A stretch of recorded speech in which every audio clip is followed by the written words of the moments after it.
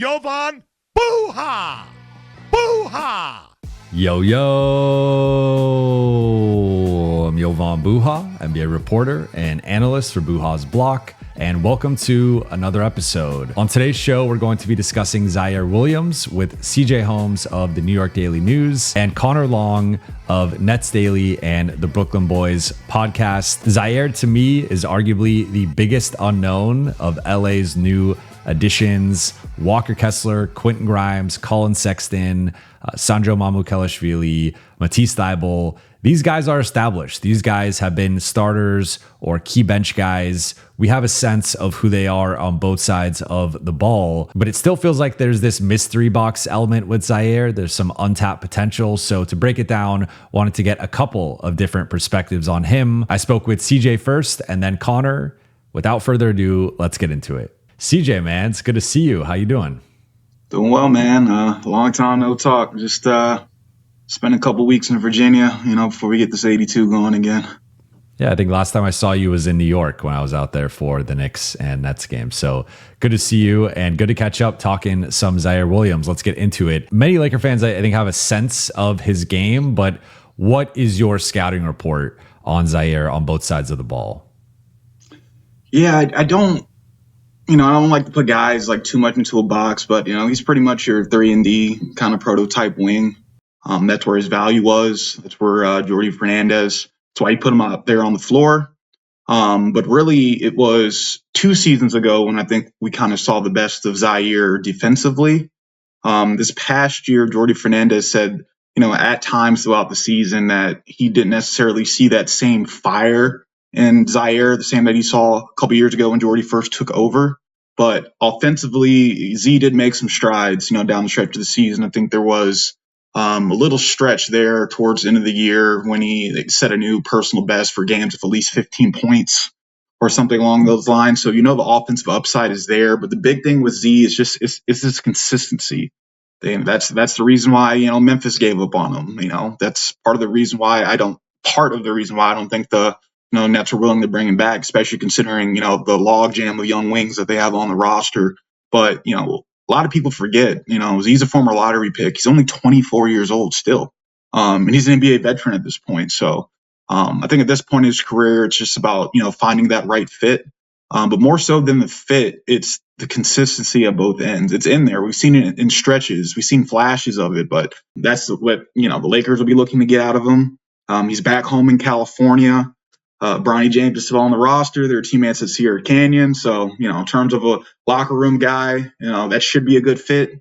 And Z's just a good dude, man. He's always radiating positivity. He never really talks down anyone.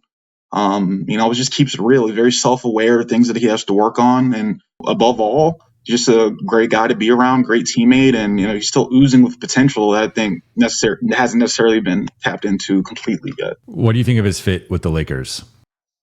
I like it, more so when we talk about like situation, right? Z's a California guy. He's going back home, and sometimes guys need that fresh start, right? And they get a fresh start in a familiar environment. I think that can be, really good for a guy like Z. I think he still has a lot to give at the NBA level. From a defensive standpoint, heading the free agency, I think that's an area where the Lakers really needed help with. And again, like I said, Z's a guy that he has no problem picking up 94 feet. He has no problem taking on the tough assignments. And when you can get some, efficient 3-point shooting out of him, right, that makes it even better when he's out there. But the issue is just getting the best of those 2 worlds consistently. And that's what, JJ Redick and the Lakers are going to have to find out. You mentioned his defense. I view him as someone who can defend 1 through 3 with the potential to guard 4s, depending on how his defense continues to progress. And that's a role that the Lakers may need from him. But I've noticed he's really grown as a defensive playmaker, and he's excellent at these backcourt deflections where guys will be unsuspecting his anticipation and his length, and they'll just be dribbling. He'll go poke the ball loose, or they'll be throwing sort of a lazy pass, and he'll pick it and generate some easy buckets that way. In terms of his overall defense, how would you assess it? What are some of his strengths, and what do you think is the optimal way to use him on that end? Jordy liked to put him on the ball. Z's going to turn you. Like I said, he has no issues picking up 94 feet. And, although you don't see a lot of his athleticism on the offensive end, very rarely is he going to, drive to the cup with authority or things like that, even though he's more than capable. But a lot of times offensively, he's kind of hanging out on the perimeter, shooting the open three. That's kind of like the limit of his offensive game right now. But defensively is really where you see his athleticism to come up. He's stalking those passing lanes. Like you said, he's getting those deflections.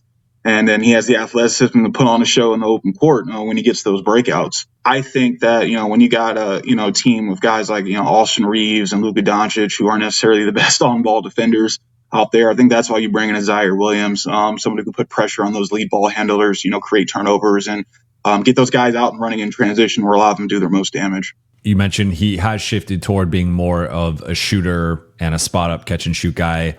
I think less is more with him. When I see him trying to take guys off the dribble, do too much, when he's getting in the lane, he's kind of just flinging up these runners and floaters wildly. How do you see him playing off of Luka and Austin, who generate a ton of open looks out of the pick and roll for weak side shooters, and just his ability to fit into LA's offense? First and foremost, I think Ziaire is really underrated as a cutter, but, the issue in Brooklyn was, at least over the last two seasons, is like they really didn't have a lot of on-ball creation out there, and Z would be put in lineups where he would have to try to make something out of nothing, which led to a lot of these, inefficient looks at the rim or shots that he's just not very comfortable in taking.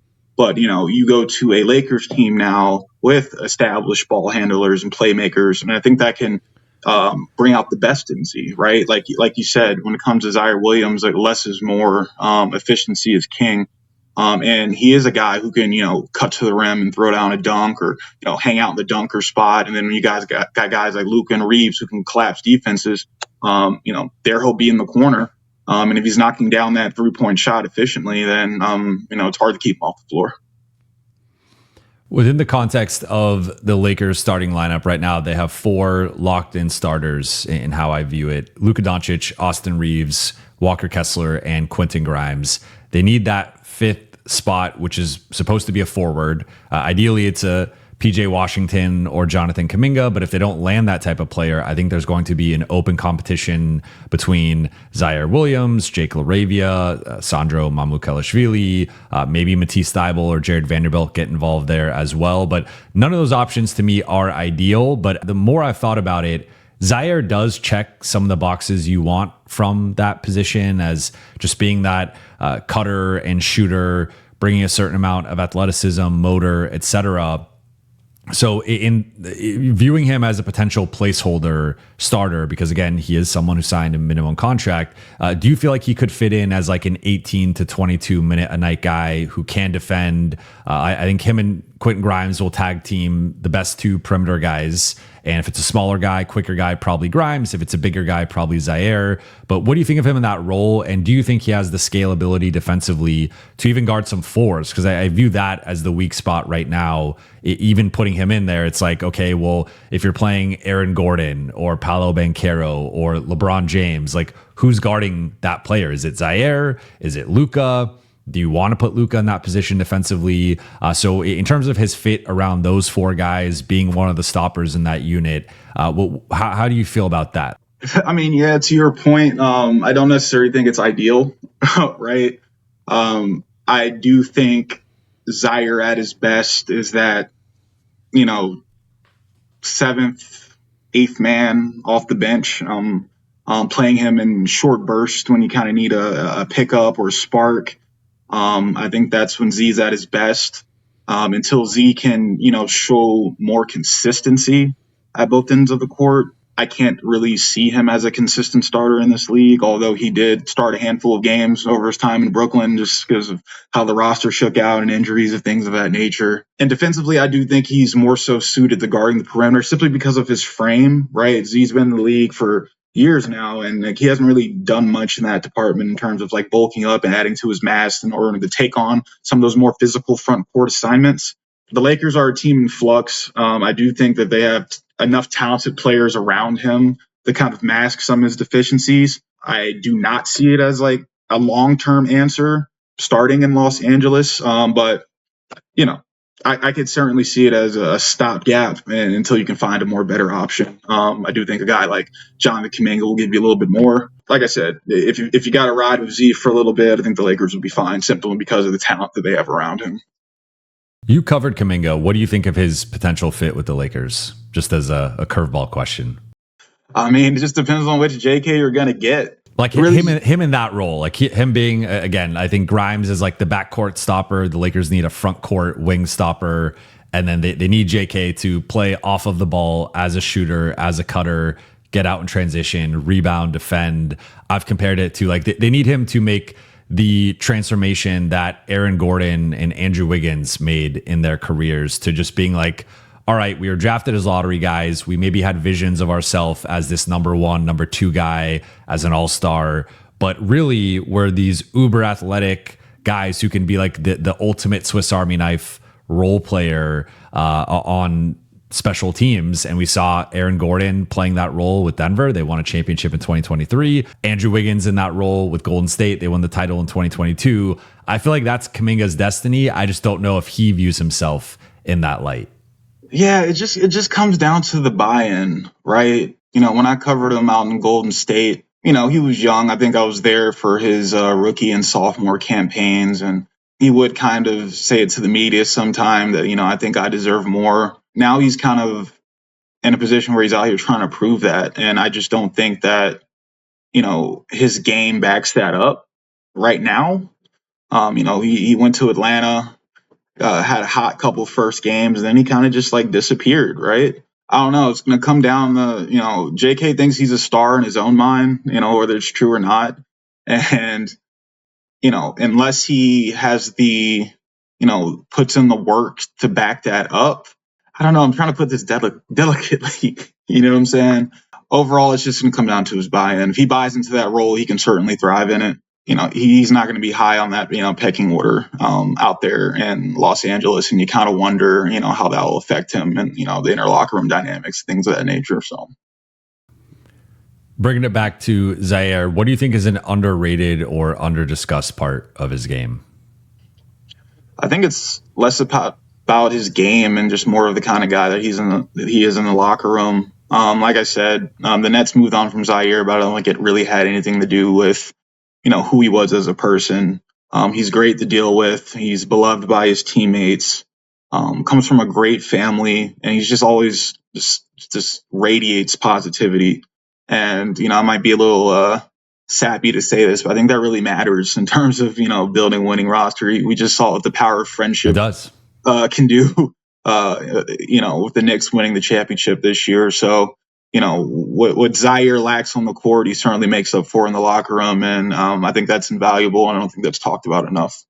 You mentioned him being this happy, positive guy, but I've gotten some enforcer energy with him. Like he mixed it up with Luka a bit when they were out in LA in that matchup. And I feel like he's fiery. Like you mentioned Jordi Fernandez saying he didn't necessarily see that same fire from him defensively, but is that an accurate thing of like, he seems like a guy that if someone does a hard foul on his teammate, he'll get into the mix and is not afraid to like get a technical or you know, a hold me back type moment. No, I definitely think that's true. Ziaire definitely has that dog in him. He'll ride for his guys out there.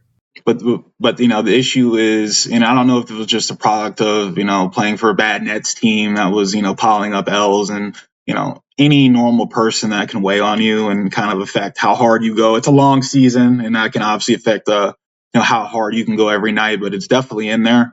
And hopefully, you know, with this fresh start, you know, back home in California, you know, playing for a premier team like the Lakers, that's always in the public spotlight, you know, hopefully you can see that fire a little bit more than, you know, what we saw in Brooklyn these past couple of years. CJ, I appreciate you and your time outside of your X account, and plug in your work at the New York Daily News. Anything you want to plug before we get out of here? No, that's about it, man. Y'all can find my work at Holmes Scribe on X, and yeah, I'll have it linked in the show notes. Mm-hmm. Appreciate you, man. It was good to talk to you. Good to see you, and I'm sure I'll see you during the season coming up. Good to see you too, man. Appreciate your time. I'm thrilled to be joined by Connor Long of Nets Daily and the Brooklyn Boys podcast. Congrats, man, on all your success. Well, Jovan, that means a lot. Thank you so much for having me. I'm looking forward to going back and forth with you, talking about a former Net now in Ziaire Williams. But nevertheless, thank you for the kind words. Thank you for having me on the show, and I'm looking forward to this. I just want to start with, what are your top line takeaways in terms of Ziaire's game? Yeah, so Ziaire's a really interesting player. Kind of the way the Nets acquired him, it was right after the Mikal Bridges trade, and his first couple years in the league as a lottery pick with the Grizzlies didn't particularly go as planned, underperformed there expectation-wise, which led him to find a new home in Brooklyn and land there via a salary dump, really. So he came into Brooklyn just looking to show something. He had the draft pedigree, he had the upside, and I think 2 years into Brooklyn, it's fair to call his tenure and just overarching career with the team a success. He flashed. Like, it's easy to see why this guy was a lottery pick just from like a talent perspective and what he brings. Overall, he is someone who is going to defend multiple positions. He's able to hit the corner three, and 6'8", 6'9", very, very lengthy. So overall for Ziaire and just kind of his tenure with Brooklyn, I think it was a success. I think it was, this offseason was the time, though, for both sides to part ways. I think Ziaire makes a lot more sense on a team like the Lakers, just given where they are from a timeline perspective, than with Brooklyn. But at the end of the day, I think what Ziaire did in Brooklyn was his overarching goal, and that was get his career back on the right track after a rough start as a lottery pick. You mentioned Brooklyn deciding to reject his $6.3 million team option. Mm-hmm. From your perspective, why did they do that? Because he's only 24. Yep. He'll be 25 in September. So theoretically, he fits with a younger rebuilding team as a potential rotation piece long-term for them. But why did they decide to move on from him? So there are a few things that stick out to me on that front, Jovan. First off, there was bit of an issue back in November with his effort defensively. Jordi Fernandez, Nets head coach, highlighted that. He benched him. It was a DNP for a game back then. Jordi cited his inconsistency and his effort on the defensive end of the floor as the main reason behind that. And I think this was an anomaly, at least in my eyes, when I heard this come out regarding Ziaire, because on all fronts, he's a hard worker. So when I saw that, I was a little surprised. But another element I will point out is Josh Minott, someone the Nets acquired at the trade deadline for $110,000 in cash from the Boston Celtics. He broke out. He showed that, hey, maybe the Nets should give him a second look. And when you look at the Nets roster as a whole, having 8 guys on rookie contracts, it would have been tough to keep both Ziaire and Minott. So I think the Nets thought process was, hey, really like what Josh Minott shown. We are going to pick up his team option, give him a second look, because Ziaire had 2 seasons with the Nets. I thought they were productive for what he was getting paid. But at the end of the day, there wasn't a level of substantial improvement. His numbers were very, very similar 2 years ago and this past season. I think the Nets were looking for him to take another step in the right direction this season, to exercise that option or then explore an extension. So at the end of the day, I think it's the fact that he didn't particularly improve from the year prior, and then just a logjam at his position. Josh Minott coming into the fold and having 8 guys on the rookie contracts. So what do you think of his fit with the Lakers? I like it. I really do. I think he can help a team like them. I don't necessarily know if he's a starting caliber player in the league. I think what I've seen these past 2 years, I think he could spot start. I think if you're going into the year with him hoping he can start 75 games for you, I think you're going to be a little disappointed. But he, I think, makes sense because he could defend multiple positions and shoot the corner 3. And contending teams need players who can do those 2 things. Ziaire has accomplished that. He's lengthy. He's fluid. He's athletic on the defensive end of the floor. I really like the fit with Los Angeles, although I don't necessarily believe that he is a starter for this team. Were you surprised that he signed a 1-year veterans minimum contract? No, to be honest, because I was more surprised last offseason when they got him on 2 for $12, the Nets. I thought that was a little low. So to see him get the vet minimum this year didn't particularly surprise me, because I don't think he necessarily improved. And now he's going to have an opportunity to showcase his skill set on a bigger stage with better players around him. I think this is going to be a huge test for Ziaire. What type of player can he be in a much better environment with the Lakers compared to the Nets, where, again, had a pretty steady role these past 2 years, but not around much. So I'm intrigued to see what his fit looks like in Los Angeles and how he settles into just the overall atmosphere there and the goal that they're trying to accomplish compared to the Nets, who were tanking the 2 years that he was there and now looking to establish a core to then progress in the rebuild. What do you think about his ability to scale up and potentially guard some 4s and 5s in a switching scheme? Look, he has the length to do it. He has the athleticism. We've seen it on full display. The Nets haven't necessarily put him in that situation.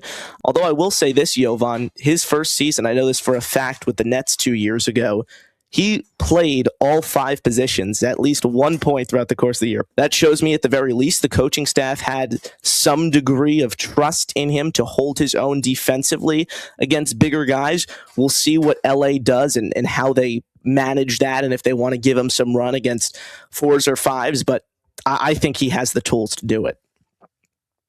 And then looking at his offensive game, I feel like less is more with him, where watching him on film, when he tries to overdo it with the dribbling or getting downhill, trying to score through traffic, he can be a bit wild where he's flinging up these running floaters or getting blocked or whatnot. But if he's off of the ball, I actually think that's his best value offensively, whether it's camped out in the corners, as you mentioned, camped out on the weak side, maybe relocating along the arc or cutting. I think he's a really good cutter and slasher in that regard. To me, if the Lakers offense is geared around Luka Doncic and Austin Reeves, and he's far more of a finisher than an initiator or creator, that is going to optimize his offensive value and just his overall efficiency. What do you think of him in that role where he's not really going to be self-creating, not going to be asked to break a guy off the dribble necessarily? It's mainly going to be shoot when you're open. If you're not open, move the ball or attack a closeout or get out in transition.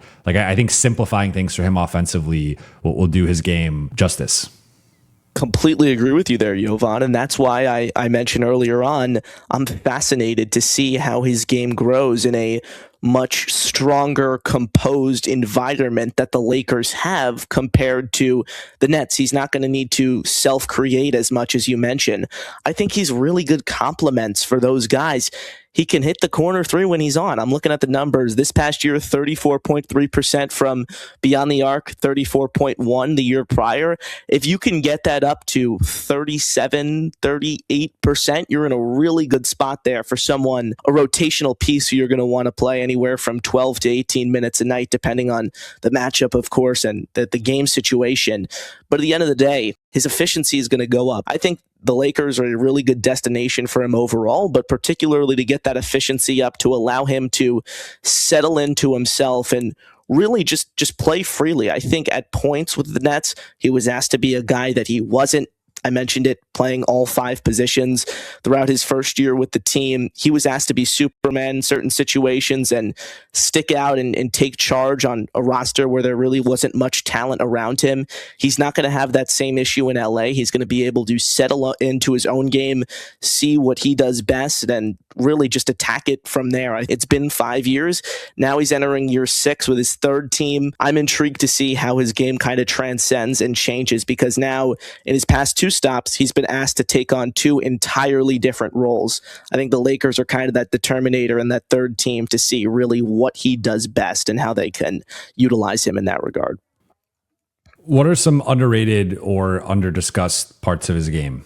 That's a good question. I think his physicality. How does LA utilize his physicality? I'd assume he's going to be playing a lot of 4 for LA this year. How does he fit into that role? He's going to need to be more physical. I think his finishing ability and just overall physicality to get downhill is a little underrated. The Lakers experienced that firsthand when him and Luka got into it last year, right? So that the other teammates, they got to make up. But he kind of reminds me of Trevor Ariza. I see some Ariza in his game of like the long 6'8", 6'9" guy, but he plays stronger than his frame suggests, and there's a physicality. Like, just watching him even off ball and on some defensive possessions, he's pushing guys to try and get around screens. Like, he's very handsy and physical in a way that you might not suspect. Within the context of the Lakers' projected starters, so right now it's Luka Doncic, Austin Reeves, Walker Kessler, and Quentin Grimes locked in as 4 out of the 5 starters. They need that final starting spot, which to me is more of a defensive wing and rebounder who could also space the floor around the Luka Walker and Austin Walker pick and rolls. A guy who could tag team with Quentin Grimes on the perimeter.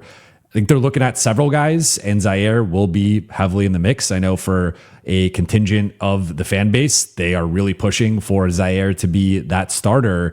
So you mentioned him spot starting and not necessarily being a guy you want starting for 75 games. But if the Lakers don't trade for Jonathan Kuminga, PJ Washington, or some clear starting wing that would be ahead of him in the pecking order, what do you think of the possibility of him starting even in like a placeholder type role where it's maybe like 18, 20 minutes a night? What do you think of that fit? Anything more than being a sheer rotational piece off the bench will be a lot for Los Angeles, just in terms of, let's start with what they paid him, the veterans minimum. So if they do, I don't think you're going to be tremendously disappointed. Like, when you put Ziaire Williams out on the floor for 20 minutes a night, you know exactly what you're going to get. You're going to get a really good defender who plays with high intensity, who's strong, who's long, who's athletic.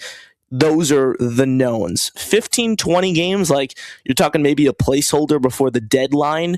Sure, but at the same time, I think you also have to take into account, what are the Lakers' expectations this season? Where do you see them beginning to slot in? Because on a team that's trying to contend in the Western Conference and make it to the NBA Finals, I don't think Ziaire Williams is a starting player on a Finals championship contending team. I think he's a fine placeholder. Like you said, he's been in a starting role the past 2 years with a Nets team that's been tanking. I think personally he fits best on a contending level team and more so of a rotational role coming off the bench. Now, if you tell me he just happens to be one of the 5 guys in the starting lineup and he ends up playing 15, 18 minutes, he's the first guy to get subbed off. If it's a role like that, yes, but if you're expecting him to play 30 minutes a night, score 15, 17 points and shoot 40% from 3, you're going to be disappointed. Yeah, I think for me it's between him and Jake LaRavia. I think the thing with Ziaire is going to be the shooting. To your point earlier, like, can he bump that up to at least league average consistently, if not ideally above that? The rebounding and his ability to scale up against, can he guard the Paolo Bancheros? Can he guard the Scotty Barnes? Can he guard the Jason Tatums? Like, those type of big wings, because I think that player, that spot in the lineup needs to be able to scale up and guard those types of guys. And there's going to be, he has to guard Chet Holmgren when they play Oklahoma City, right? Or you're putting Walker Kessler on Chet Holmgren. Now he has to battle with Isaiah Hartenstein. Like, that's something that is going to be required of that position. So those are my questions with him with the starting group. And that 5th spot, it's going to be an open competition. But until and unless they get that Jonathan Kuminga, PJ Washington type, it's just, you're probably starting a bench player as your 5th guy. I appreciate you making some time. I will be sure to link to Nets Daily and the Brooklyn Boys podcast in the show notes below, as well as your X account. Anything else you want to plug before we get out of here? Jovan, thank you so much for having me. This was really fun. Shout out to everyone tuning in, and thank you, man. This was fun. Love to do it again sometime soon. Appreciate you all watching and listening. For those watching on YouTube, please be sure to hit that subscribe button, turn on channel notifications, and like and comment on this video. For those listening on Apple Podcasts, Spotify, or your podcast platform of choice, please be sure to follow, download, and leave a 5-star review. I'll be back soon. I'll talk to you then.